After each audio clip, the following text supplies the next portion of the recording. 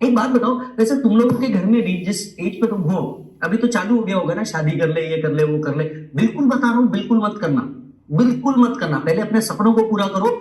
जब तक तुम अपने पेरेंट्स को एक बार फॉरेन नहीं घुमा देते, जब तक उनके लिए कुछ अच्छी चीजें नहीं खरीद के ला लेते, जब तक कि खुद के लिए एक अच्छा बैंक बैलेंस नहीं बना लेते, प्लीज मत करना।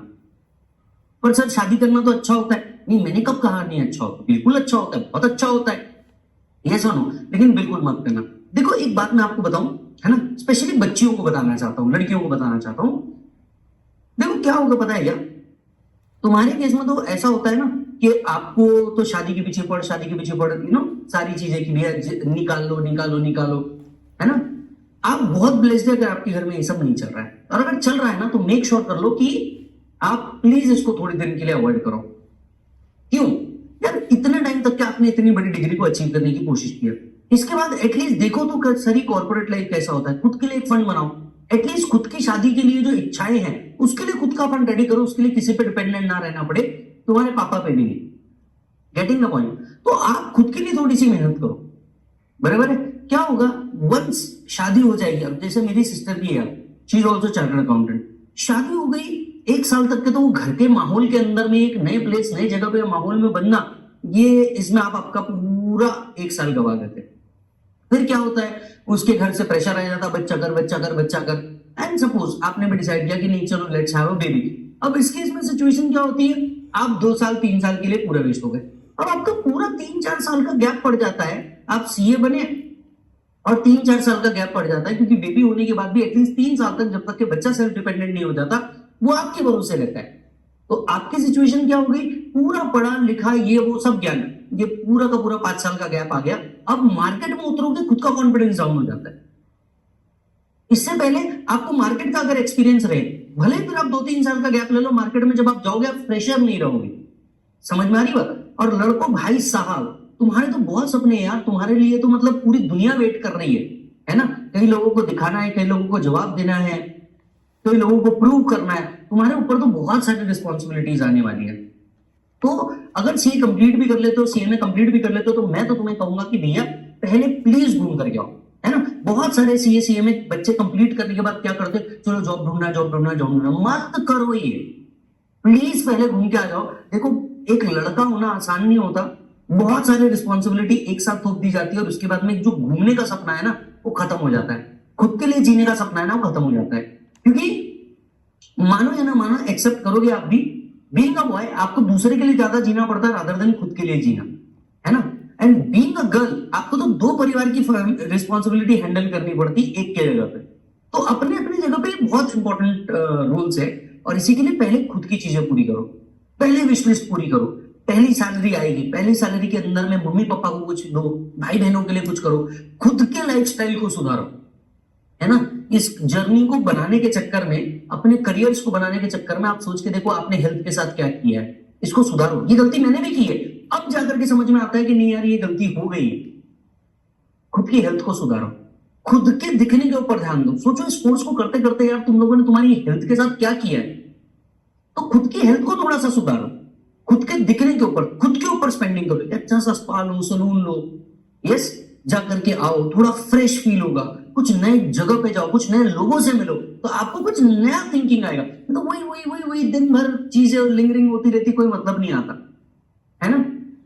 खुद के लिए लड़कों, खुद के लिए थोड़ा सा पैसा बनाओ, शादी में यूज करने के लिए काम आएगा, या फिर खुद की प्रैक्टिस चालू करने के लिए काम आएगा, खुद के एसेट लेने के लिए काम आएगा, है ना। नाउ इट्स टाइम कि तुम अपने ड्रीम के लिए वर्क करो, नाउ इट्स टाइम कि तुम खुद के लिए वर्क करो, and be serious about life यार। मैंने बहुत सारे बच्चों को देखा है। अब देखिए क्या होता है, आप में और पहले वाले फाइनल के बच्चों में थोड़ा सा डिफरेंस है। पहले वाला फाइनल का बच्चा क्या होता था, सीपीटी करता था, आर्टिकलशिप करता था, तो वो थोड़ा जल्दी मैच्योर हो जाता था। रीसेंट टाइम्स में हम एज ए टीचर क्या देख रहे हैं पता है, बच्चा फाउंडेशन क्लियर बहुत इजीली हो जाता है, इंटर भी चलो बहुत इजीली क्लियर हो जाता है, और आर्टिकलशिप में आ जाता। फाइनल का बच्चा 2021 के एज पे पहुंच जाता, राइट। प्रैक्टिकली स्पीकिंग वो सच में बहुत छोटा है बहुत सारी चीजों को समझने के लिए। तो प्लीज आप लोग पहले फोकस करो, लाइफ की कुछ चीजों को गोल्स देखो, कुछ गोल्स को कंप्लीट करो, कुछ गोल्स को लिखो कि यार ये गोल्स है, इसको इस तरीके से कंप्लीट करना है। अपने गोल्स को एक टाइम लिमिट दो। देखो हो सकता है आपने बोला भगवान गाड़ी चाहिए, गाड़ी चाहिए, गाड़ी चाहिए, इसको ऐसे समझना जो मैंने समझा है ड्यू कोर्स के अंदर में, भगवान गाड़ी चाहिए, गाड़ी चाहिए, गाड़ी चाहिए। ठीक है, आपने भगवान को कोई टाइम लिमिट दिया ही नहीं, आपने कॉस्मोस को कोई टाइम लिमिट दिया ही नहीं कि भैया कितने टाइम में पूरा करना है। भगवान आपको 40 की एज में देंगे। अब देखो, भगवान गाड़ी तो दे रहा है, तुम्हारी भगवान ने सुनी, लेकिन तुमने जब कोई टाइम लिमिट दिया ही नहीं भगवान को कि कितने दिन में पूरा करना है, भगवान कैसे उसको जल्दी पूरा करेगा। तो भैया आपको आपके गोल्स को कुछ टाइम लिमिट्स देना पड़ता है, और यही टाइम लिमिट आपको आगे बढ़ाता है। समझ आ रही है बात? सो हो गया भैया अब शादी। अब क्या होगा, अब यहाँ की बातें वहां पे भी करनी पड़ेगी, या सुनो। तो लड़का या लड़की एज द केस में भी अपने अपने घर में बताएंगे, कंप्लायंस देंगे कि भैया हाँ सब सही चल रहा है या नहीं चल रहा है। तो इसे कहा जाता है एनुअल कंप्लायंस रिपोर्ट। जो भी एडवांस प्राइसिंग एग्रीमेंट में आ रहा है एसएससी, उसे एनुअल कंप्लायंस रिपोर्ट सबमिट करनी है ना। तो जो भी लड़की आई है, अब मैं लड़के की केस में बता रहा हूँ, अकॉर्डिंगली समझ लीजिएगा। तो जो लड़की आई है, लड़की अपने घर में बताएगी हाँ हाँ मम्मी सब ठीक है मम्मी, नहीं नहीं नहीं नहीं दिमाग भी तुम्हारा कंट्रोल में है, कोई दिक्कत वाली बात नहीं है, नहीं नहीं ज्यादा खुश नहीं है, मैंने मेक श्योर रखा है कि खुश ना हो, मतलब हंस बंद, उसकी हंसी बंद नहीं रहनी चाहिए, मैंने मेक श्योर करा है। जब भी दोस्तों के साथ घूमने जाता है मैं पहले कलेश कर देती हूँ मम्मी, कोई टेंशन वाली बात नहीं है। हाँ नहीं नहीं नहीं, मैं मतलब जब भी मेरे को कुछ बाहर खाने का मन होता है तो मैं वैसे ही नाराज हो जाती हूँ, तो फिर ऑटोमेटिकली अपना काम हो जाता है, खाना वाना बनाने की जरूरत नहीं पड़ती। बराबर है, सारी चीजें बराबर है। मतलब क्या, यहाँ से सारी कंप्लेंट, मम्मी यार इनकी जो मम्मी है ना, मतलब मैं बता रही हूँ आपको, तो ये यहाँ से सारी कंप्लायंस रिपोर्ट क्या जाती है, बाहर जाती है। तो ठीक उसी तरीके से सब कुछ सही चल रहा है, यानी दामाद जो है राइट, वो ज्यादा खुश तो नहीं है, वो अपने दोस्तों के साथ घूम तो नहीं रहा, उसकी लाइफ थोड़ी सेटल तो नहीं है, वो ज्यादा खुश तो नहीं दिख रहा, ये सारी बातें कंप्लायंस रिपोर्ट वहां जाती है। द एसएससी शैल फर्निश, और किसी ने ये वीडियो निकाल करके अगर पल्लवी को भेजने की कोशिश की ना, तो मैं आपको बता रहा हूँ, ठीक है, अपना ब्रो कोड है, हंसी मजाक के अंदर में थियरी होनी चाहिए, नहीं तो ये बहुत बोर हो जाएगा, किसके लिए सब चल रहा है ना। तो किसी ने निकाल करके यूट्यूब और इधर उधर डालने की बिल्कुल गलती मत करना। अच्छा, अब आप तो यहाँ से रिपोर्ट करेंगे, अब क्या होगा, सुंदरलाल जैसा साला भी तो होगा जो आकर के देखेगा कि सब सही चल रहा है कि नहीं, है ना। उसके घर वाले आकर के ऑडिट करेंगे कि भैया सब सही चल रहा है कि नहीं, तो ये होता है ऑडिट रिपोर्ट। अब क्या होता है, डिपार्टमेंट की तरफ से लोग आते हैं आपकी प्रीमाइसेस पे हर साल चेक करने के लिए, जब भी आप एडवांस प्राइसिंग एग्रीमेंट में एंटर करते हैं, कि भैया जो कंप्लायंसेस थे ये पूरे हो रहे हैं या नहीं, राइट। ये सारी अथॉरिटी आपको जितनी कंडीशन दी थी वो सेटिस्फाई हो रही है या नहीं, है ना।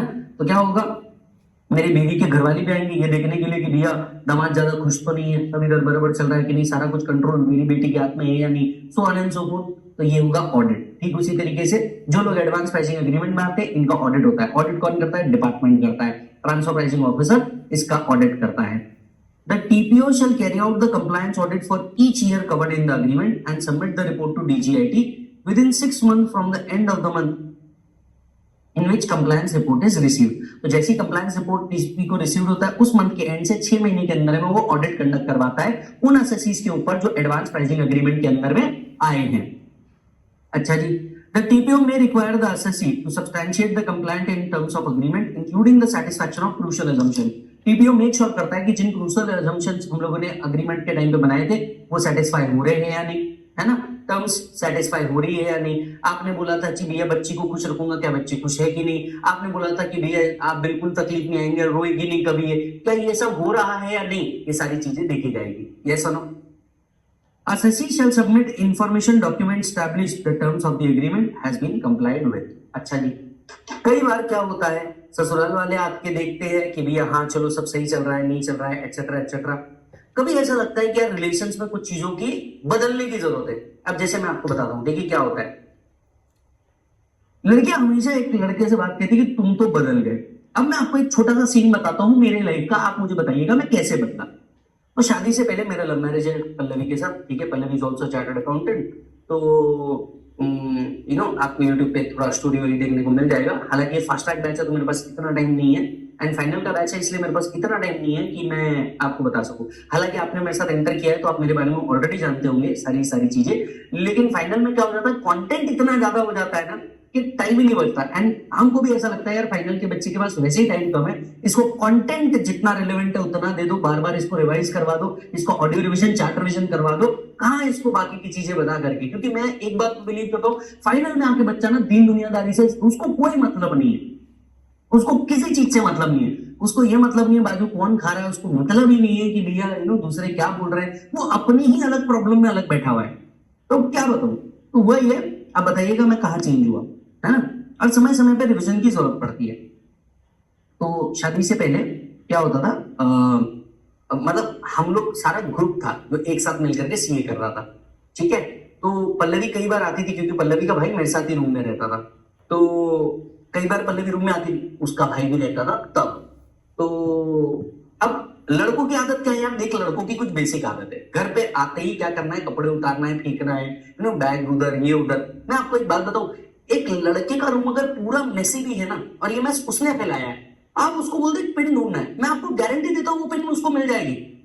लेकिन अगर ये मैस किसी ने साफ कर दिया तो भाई साहब उसको पिन भी नहीं मिलने वाली, उसको कुछ नहीं होने वाला। लड़कों का ना कुछ ऐसा बेसिक होता है, आप समझ रहे हैं। हमारे को गंदगी पसंद नहीं है, बट हमें डिस्कंफर्ट पसंद नहीं है, और कुछ चीजें अगर हमें समय पे जगह पे मिल जाए ना तो हम थोड़े से डिस्कंफर्टेबल हो जाते हैं। इस बात को समझिए, ये फैक्ट्री डिफॉल्ट सेटिंग है हमारा, है ना।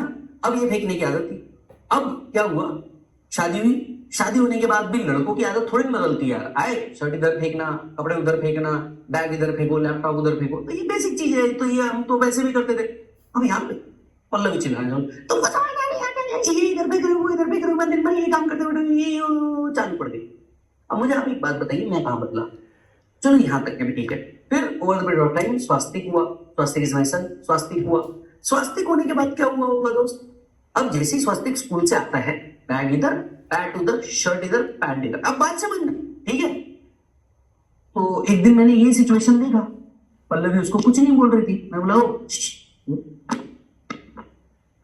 ये देखा तूने? अब पल्लवी क्या बोल रही है यहाँ पे पता है?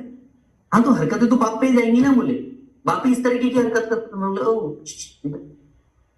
लड़कों का ना फैक्ट्री डिफॉल्ट सेटिंग होता है, इनको सिखाते नहीं भेजा जाता। जो लड़के होते हैं ना उनका चद्दर, अब जैसे लड़कियां होती है ये अपना रूम थोड़ा सा अच्छा रखती होंगी ना किसी भी तरीके से, है ना। लड़के जो सुबह उठ के चद्दर ऐसे खोलते हैं ना बेटा, वो रात में सीधे चद्दर ऐसे पैक होते हैं। हमारे को कोई घड़ी वड़ी नहीं समझना, हम सोचते हैं चद्दर का कंफर्ट क्यों बिगाड़े, हमारे कंफर्ट की बात नहीं है, हम सोचते हैं चद्दर का कंफर्ट क्यों बिगाड़ना। आई वेरी ना पॉइंट। लड़कियां बराबर गद्दी को अच्छे से करके रखेगी, बेड बेड रोल करके रखेगी अगर हॉस्टल में। लड़के बोलते हैं भैया गद्दी के नीचे इतने सारे कॉकरोच होते हैं, उसके नीचे इतने सारे बेड बग्स होते हैं, उनका एक घर परिवार है, क्यों बिगाड़ना यार किसी का।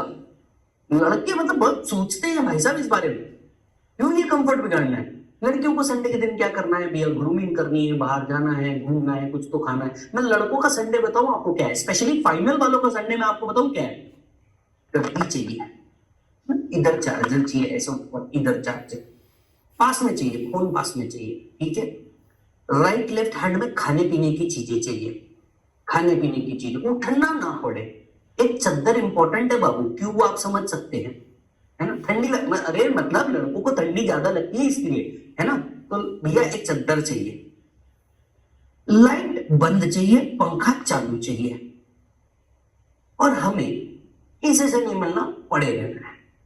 ये हमारा बेस्ट संडे है, बिलीव मी हर लड़का इस बात को एग्री करेगा, ये हमारा बेस्ट संडे। अरे हमको किसी से नहीं मिलना, हमको कोई शॉपिंग नहीं करनी, कुछ खाने का मूड नहीं है हमारा। हम चिप दे दो, पानी दे दो, चाय दे दो, चार्जर इधर चाहिए, चद्दर चाहिए, गेम ओवर। हमको लेन देन ही नहीं है किसी से, समझ आ रही है बात, हमको लेन देन ही नहीं है किसी से।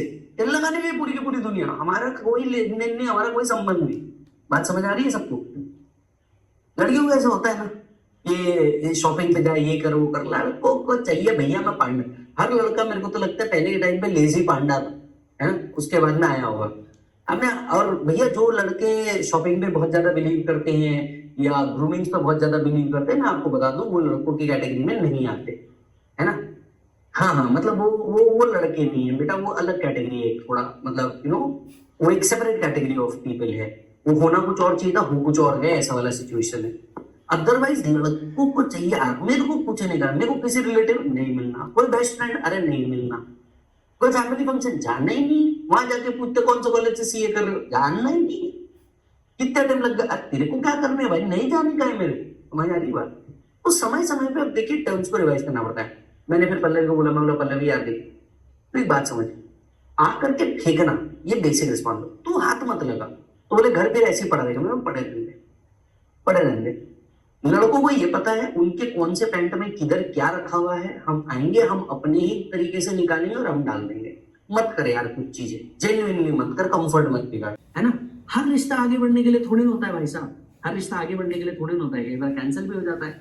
मान लो अगर ये पता चल रहा है कि नहीं यार ठीक है, किया था नहीं वर्कआउट हो रहा, देखो मैं तो आप सभी को भी एक ही बात कहूंगा, क्योंकि ये फास्ट ट्रैक एंड होने आ रहा है, तो मैं आप सभी को भी एक ही बात कहूंगा, ये बैच एंड होने आ रहा है इसके लिए, कि यार आप में से बहुत सारे ऐसे लोग होंगे जो रिलेशनशिप वाले सिचुएशन में होंगे, लेकिन एज ऑफ नाउ वो साथ में नहीं है, और नहीं है इसके लिए बहुत ज्यादा दर्द होता होगा। बराबर है कि नहीं है? देख दोस्त, एक बात बताओ तेरे को, जिसको तेरे साथ रहना है ना वो तेरे को कभी छोड़ के ही नहीं जाएगा। एकदम फैक्ट बात बता रहा हूँ, जिसको तेरे साथ रहना है वो तेरे को कभी छोड़ के ही नहीं जाएगा, और जो छोड़ के चले गया उसको कभी साथ रहना ही नहीं, है ना? थोड़े से मेच्योर बनो। Not everyone is about to stay for the whole life with you. हर एक जन जीवन भर के लिए नहीं होता, आपने रखना भी नहीं चाहिए। अगर आपको जेन्युइनली सक्सेसफुल होना है ना, आपको लोगों को छोड़ते आना चाहिए। बात समझो, है ना? It is very important to know when to leave. बहुत अच्छी लाइन बोली मैंने, प्लीज ध्यान से सुनो। भले आप इसको अपने स्टेटस पे रखना, 2 बार रीड करना तो शायद समझ में आए कुछ लोगों को। It is very important to know when to leave. बराबर है? अब मैं आपको एक बात कहता हूँ, इसे शायरी से समझाता हूँ, जरा समझना, ठीक है? कई बार ऐसा होता है ना कि आप मूव ऑन हो जाते हो जबकि आपकी कोई गलती नहीं होती, बट आप देखते हो कि यार अब कुछ नहीं बचा इस रिलेशनशिप में, है ना? It is always a mess, और ये आपके लिए relationship should always be a happy thing, है ना? यू शुड फील लाइक, अगर आप स्टक है या आपको हर बार एक मजबूरी सी महसूस हो रही है ना, तो that is not a kind of a relationship you should be in. Ultimately it will end to a trauma, either to you और टू द अदर पर्सन और टू बोथ ऑफ यू। बराबर है? तो इसके लिए ना मेरा एक पहले अफेयर था, पल्लवी से पहले की बात है, बहुत पहले की बात है, राइट? तो that particular girl left because मेरे पास पैसे नहीं थे। मैं अपने घर से भागा हुआ लड़का हूँ, और क्योंकि मेरे पास पैसे नहीं थे और मुझे सीए करना था, and I belong to Marwari family where business is blood. तो मुझे वो करना नहीं था, मेरे को हमेशा से ऐसी इच्छा थी कि यार कुछ ऐसा किया जाए, प्रोफेशनल किया जाए। तो जो लड़की को अपन लाइक करते थे उसने अपने को छोड़ दिया। जैसे अपने को छोड़ दिया तो छोड़ा भी बिल्कुल बाकायदा मुंह पे बोल के कि यार विजय देख, क्योंकि मैं घर से भाग रहा था और घर से भाग करके पहले उसके पास गया था। तो जैसे ही अपन उसके पास गए, उसने बोला देख यार विजय, मैंने मेरी मम्मी को बहुत सफर होते देखा है, मैं ऐसी फकीरों की लाइफ नहीं जी सकती। यू नो ये सिर्फ पिक्चरों में अच्छा लगता है कि तुम घर से भाग गए, तुमने बहुत बड़ा नाम बना लिया, बहुत बड़ा पैसा बना लिया, ये सब पिक्चरों में अच्छा लगता है, ये रियल लाइफ में अच्छा नहीं लगता। मैंने मेरी मम्मी को सफर होते देखा है और तेरे पास क्योंकि पैसे नहीं रहेंगे, we can be good friends, but ये रिलेशनशिप आगे नहीं बढ़ सकता। तो एक ही दिन में मेरे से ना मेरा घर भी छूट गया था, और जिसको अपन लाइक कर रहे थे वो वाला सिचुएशन भी छूट गया था। तो यार हो गए अपन परेशान, बोला यार अब क्या किया जाए, अब क्या किया जाए, मतलब बचा ही नहीं है। बाद में कोई ऑप्शन नहीं बचा, छोड़ के आगे बढ़ गए। फिर अपन सीए वीए बने, तब वो वापस आई, है ना? यार विजय ऐसा नहीं था, I used to miss you, पर अगर मैं उस टाइम पे तेरे को नहीं छोड़ती तो तू सोच तू सीए बनता क्या। मतलब उसका ऐसा कहना था कि मैं सीए इसलिए बना क्योंकि उसने मेरे को छोड़ा। मैंने बोला भाई फुल रिस्पेक्ट, मजा आ गया साहब। तो बोले मैं अगर तेरे को ये नहीं करती तो तू सीए बनता क्या, अब इतना क्या एटीट्यूड दिखा रहा है, so on and so fourth, ऐसा सब उसने कहा। मैंने कुछ नहीं कहा, मैंने बोला नहीं यार ये पॉसिबल नहीं है, एक्सेट्रा एक्सेट्रा। इसके बाद ना एक बहुत इंपॉर्टेंट लाइन थी, मैंने 2-3 जगह काम भी किया और मैंने वहां से छोड़ भी दिया। तो इस लाइन को आप कहीं लिख के रखिएगा, जहां पे भी यूज हो सके आपके लाइफ में इसको यूज करिएगा, कि इससे कड़क कहन मेरा हो नहीं सकता। ये बस उन सभी लोगों को रिप्लाई है जिन्होंने तुमको प्रायोरिटाइज ना करके किसी और चीज को प्रायोरिटाइज किया। तो ये उनके लिए एक बहुत प्यारा सा रिप्लाई है कि इससे कड़क कहन मेरा हो नहीं सकता, ठंड इंसान से बड़ा हो नहीं सकता, इससे कड़क कहन मेरा हो नहीं सकता, धन इंसान से बड़ा हो नहीं सकता, जो ना करे मेरे रहते मेरी कद्र, जो ना करे मेरे रहते मेरी कद्र, मेरा आत्मसम्मान उसके साथ खड़ा हो नहीं सकता, है ना? तो एक बात हमेशा याद रखना दोस्त, मतलब आप फास्ट ट्रैक से नॉलेज को लेके जाओ, इंटरलिंकिंग लेके जाओ, ऑडियो डिवीजन, चार्ट रिवीजन, अच्छे प्रॉब्लम्स लेके जाओ। एक और अच्छी चीज लेकर के जाना, आपकी सेल्फ रिस्पेक्ट के ऊपर कुछ भी नहीं है ना? आपकी सेल्फ रिस्पेक्ट के ऊपर कुछ भी नहीं है। दुनिया का कितना भी बड़ा पैसा आपको इज्जत वापस लाके नहीं दे सकता, ये बात हमेशा याद रखना। When it is a choice between your self-respect and when it is a choice between wealthy future, believe me, always select your self-respect. At least आप अपने नजरों में हमेशा ऊपर रहेंगे, किसी और की नजरों में आप ऊपर रहे ना रहे, खुद की नजरों में ऊपर रहना बहुत जरूरी है। और एक बात याद रखना, पैसा बाद में भी आ जाएगा, है ना? पैसा कोई बहुत बड़ी बात नहीं, बिलीव में आ जाता है, और आ भी जाता है, चले भी जाता है, सब हो जाता है। सेल्फ रिस्पेक्ट नहीं होती भाई, सेल्फ रिस्पेक्ट नहीं होती। जिंदा रहे और कमा लेंगे, किसी की चाकरी करने की जरूरत नहीं है। मेरे पापा तो कहते हैं, हम सिंस हम मारवाड़ी फैमिली से बिलोंग करते हैं, मेरे पापा तो एक अलग बात कहते हैं, बोले 100 करी नौकरी कभी नहीं करनी। मैंने कहा पापा क्यों? मारवाड़ी फैमिली में जनरली सिखाया जाता है नौकरी कभी नहीं करनी। मैंने कहा पापा क्यों? बोले बेटा नौकरी का मतलब है 9 करी और 1 नहीं करी तो भी गाली पड़ेगी। मतलब तुमने जी जान लगा के, तुम्हें 10 काम दिए थे, तुमने 9 काम अच्छे से कर लिया और 1 काम अच्छे से नहीं किया। तो नौकरी हमेशा ऐसी चीज है कि भैया तुमने 9 करी और 1 नहीं करी, तो जो 1 नहीं करी ना उसके लिए आपको हमेशा गाली देने को मिले, गाली सुनने को मिलेगा। खुद का पानी पूरी का ठेला लगा देना, लेकिन भाई साहब कभी सेल्फ रिस्पेक्ट झुका करके काम मत करना। तो भैया विज्जू भैया की ये बात आप बिल्कुल मान करके चलिए कि विज्जू भैया आपको एक ही बात बोल रहे हैं, सेल्फ रिस्पेक्ट अबाउट एवरीथिंग। आपकी मान, आपकी मर्यादा। तो आप लड़के हैं, बार बार आपको झुकना पड़ रहा है, आप लड़की है, बार बार आपको जलील होना पड़ रहा है, कोई मतलब नहीं है दोस्त ऐसे रिलेशन का, है ना। जो तेरा अदर पार्टी है ना, वो कोई हूर का परा या परी नहीं है, सब आ जाएंगे, उससे बेहतर आ जाएंगे। हो सकता है दिखने में उससे कम, उससे ज्यादा हो सकता है, और उससे बेहतर पर्सन तेरे लाइफ में आएगा।